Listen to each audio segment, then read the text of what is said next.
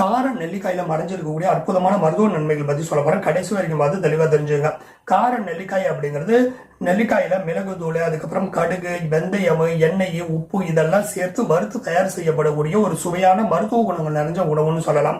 So இது புளிப்பு கார சுவையோட இருக்கிறதுனால நோய் எதிர்ப்பு சக்தியையும் கொண்டது, செரிமான பிரச்சனைகள் போக்கக்கூடிய உணவாக இருக்கு. ஸோ நெல்லிக்காயில அதிக அளவு வைட்டமின் சி இருக்கிறதுனால இது உடல நோய்களுக்கு எதிராக போராடுறதுக்கு உதவி செய்து நோய் எதிர்ப்பு சக்தியை அதிகரிக்குது, நோய் எதிர்ப்பு மண்டலத்தை மேம்படுது. ஸோ நோய் எதிர்ப்பு சக்தி குறைவா இருக்கிறவங்க சாப்பிடுங்க. ஜீரணத்தை மேம்படுத்துங்க. காரத்தோட வந்த நெல்லிக்காய் அப்படிங்கிறதாலையும் கடுகு, மிளகாய் தூள் எல்லாம் இருக்கு அப்படிங்கிறதாலையும் செரிமானத்திற்கு ஏற்றது, வாயு அஜீரண பிரச்சனை ஈஸியா போக்கிடும். ரத்தத்தை சுத்திகரிக்குங்க. நெல்லிக்காய் இயற்கையான டெடாக்ஸாக இருக்கிறதுனால இது ரத்தத்தை சுத்தப்படுத்தி தோல் நோய்களை வராம தடுக்குது, தோல் ஆரோக்கியமா வச்சுக்குது. ஆன்டி ஆக்சிடென்ட் பண்புகள் இதுல இருக்கு. நெல்லிக்காயில இருக்கக்கூடிய ஆன்டி ஆக்சிடென்ட்கள் செல்கள் அழிவதை குறைச்சி செல்களை ஆரோக்கியமா வச்சுக்குது, தோல் நோய் வராம தடுக்குது, தலைமுடியில நரைமுடிகள் எல்லாம் போக்கி கருமையாக திரும்ப மாறுவது உதவி செய்யுது. சளி இருமலை குறைக்குது. காரத்தோட கூடிய நெல்லிக்காய் தொண்டை நோய்களுக்கு நல்லது. ஸோ முக்கியமா சளி இருமலை போக்கிடுது.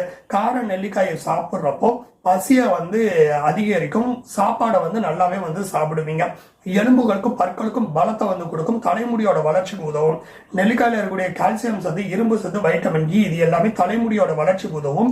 எலும்புகளையும் பற்களையும் வலிமையா வச்சுக்கும். எல்லாருமே சாப்பிடலாங்க. சளி, ஜீரண கோளாறு, உணவு பழக்க வழக்கத்துல சிக்கல் இருக்கிறவங்க எல்லாம் தாராளமா சாப்பிட்டீங்கன்னா நல்ல விதமான தீர்வு உங்களுக்கு கிடைக்கும்.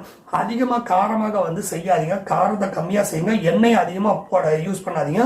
உப்பு அதிகமா யூஸ் பண்ணாதீங்க. அளவோட செய்யுங்க.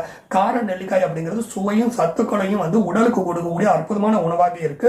பல்வேறு விதமான நன்மைகள் கொண்ட உணவாக இருக்குது. ஸோ அளவோட சாப்பிடுங்க. அளவுக்கு அதிகமா சாப்பிடாதீங்க. அளவோட சாப்பிட்டீங்கன்னா இது நிறைய நன்மைகளை உங்களுக்கு கொடுக்கும்.